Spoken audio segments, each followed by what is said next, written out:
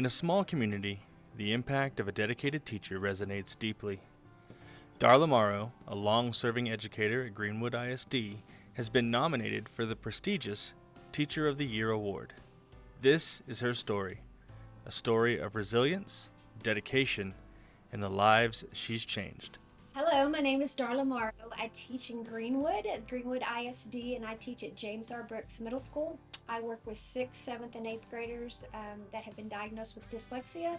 I have small groups with them and take them through the dyslexia program.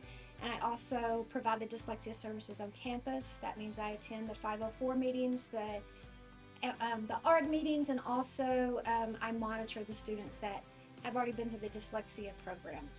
So I never planned on being an educator. I never planned on being a teacher. You know, I think back on my childhood and I can't tell you one time that I ever sat down and played teacher or ever lined up the dolls or, anything like that. I didn't do it. I had no intention of being a teacher.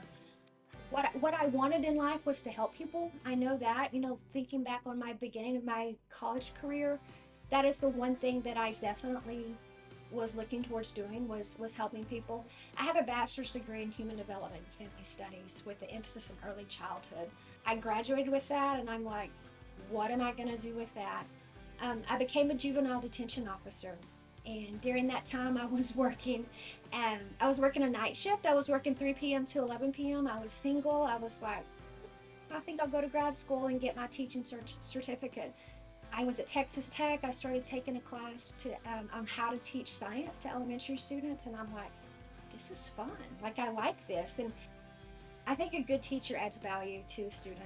You really dig into the heart and soul of them. To me, it is not about the curriculum. I don't have a favorite subject I really like to teach. I don't have a favorite lesson I like to develop.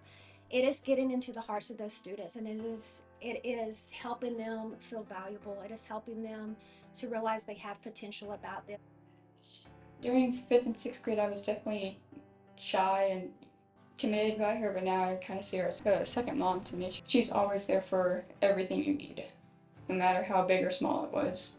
I feel like as a teacher, I've done my job if they feel valuable, and cared for in my classroom. The way we met Miss Morrow was, of course, finding out that our son had somewhat of a disability, and what a great pleasure was to meet Miss Morrow and to know the person that was going to be helping, working, leading him, influencing him. We value the value that she has placed in our son, the influence, the impact that she's made in him. So trust when I say is that every time that we see her family, we do make it a point to stop and somehow, some way honor them, at least by shaking a hand, giving a hug, and saying hello. And I'll tell you, one of the things that has impacted us is watching our son struggle so much through school. We cannot deny the fact that every time that he shares his struggles with us, Mrs. Morrow is always brought up, and he gets this burst of energy he doesn't have to say it, but we know that he's not going to quit. Xander had just moved over to the middle school. He always remembered, before he left elementary school, Ms. Morrow always telling him, Xander, if you ever need anything, come find me. If you ever need anything, I'll be here for you. And so that first week when he entered middle school, my wife came and picked him up to take him to a doctor's appointment. And of course, they called the classroom and asked him to come to the office. Well, he didn't know where the office was. That was his first week in middle school, so the school was, fairly new to him. And so, but he knew where Mrs. Morrow was and her classroom. And he came and got her and reminded her, you said that if I ever needed you, that you would be there and you would help me. And so this is about the time that my wife starts crying, because she said, I saw Mrs. Morrow walking down the hall, hand in hand with our son, Jay. And she was taking him to the office. She didn't give him directions. She didn't tell him to go somewhere else. She brought him to the office. And so Greenwood gives the Fighting Heart Award in honor of Tommy O'Brien. Tommy was a senior New Year's Eve of 1987. He was killed in a car wreck that evening. I happened to be a passenger with Tommy. I lived because God allowed me to live. You know, you wonder what your purpose is. And so I'll look at my life now and I think, you know, am I serving my purpose? Am I where I need to be? As the child, I really gravitate to what can I do to make a difference with them? Probably the biggest thing that I look at in my career, when I was a second grade teacher, I had a boy named Zachary come into my classroom. And Zachary, he really had very little educational background. And so he stole my heart as soon as he walked into my classroom. As he got older, he was still my student.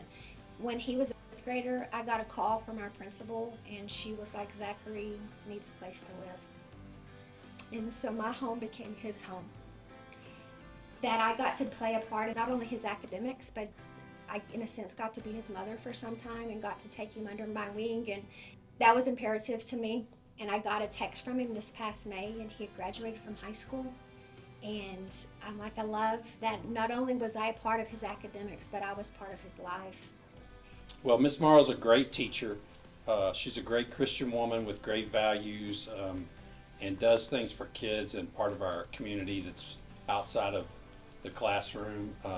I've known her to work with us on our bond projects, different committees throughout those years, and the answer is always yes. I have her cell number, and I know when I call and I ask, hey, can you, I don't even have to finish the sentence, she's in, her family's in, whatever they got to do. Miss Morrow's opened her house to kids before that didn't have things that they need, and they support kids in all different ways outside the school. So they do it for the good of the kid, and it really is an impressive way. Servant leadership, I think her and her husband represent that completely. She suggested to do ASL or sign language, and I really want to be a sign language interpreter because of her. I painted this, and when I heard that she got teacher, like really big teacher awards, I immediately thought of doing something for her because I know she appreciates it. It's a cactus. Miss Morrow has always been talking about how much she loves cactuses. When I received the Secondary Teacher of the Year award for our district, that was huge to me. That was quite an honor. But then to be nominated for the state award, I'm almost just speechless. I'm overwhelmed with that. But I think, you know, it does feel good to be recognized for the things that I do. This award is kind of like the recognition of I made a difference. I'm there, you know, and I feel like I've served my purpose in life. I've done what I've been, you know, what I feel like in my heart I've been placed on this earth to do. I'll say it that way. Darla Morrow's life is a testament to the power of compassion, resilience, and unwavering dedication to the next generation. Her story is not just about teaching, it's about making a difference one child at a time.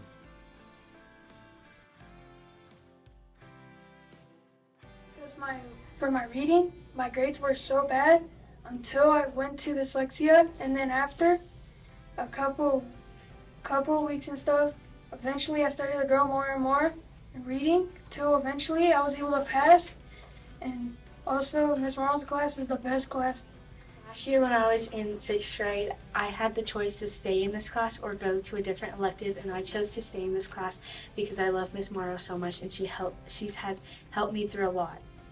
So Miss Morrow, last year, she was one of my favorite teachers because through the year she always helped me. She always helped me with everything I had. Last year I think I would be able to go 7th grade because my reading was really bad. Until I got to dyslexia, and Miss Morrow just really, she helped me open up, get rid of my stage fright. She helped me with problems, and now that I'm in 7th grade, she helps me a lot with tutorials, and now when I have problems with my reading class, so I keep on playing football. Miss Morrow has been there through my highest moments and my lowest moments. Last year when I was in 6th grade, she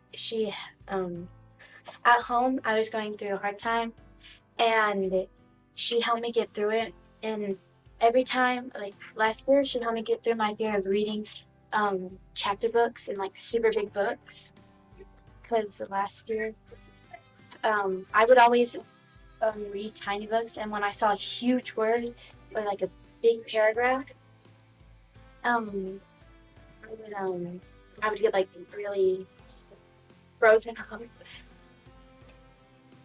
And she helped me conquer. She helped me conquer that fear. And Miss Marple, I know that I can go to her if I can't go to any other teachers, and she's always there when I need her. And I know that she's kind of like the person I go to when I can't think of anybody else to. She's not only my teacher, but she's also my best friend at school.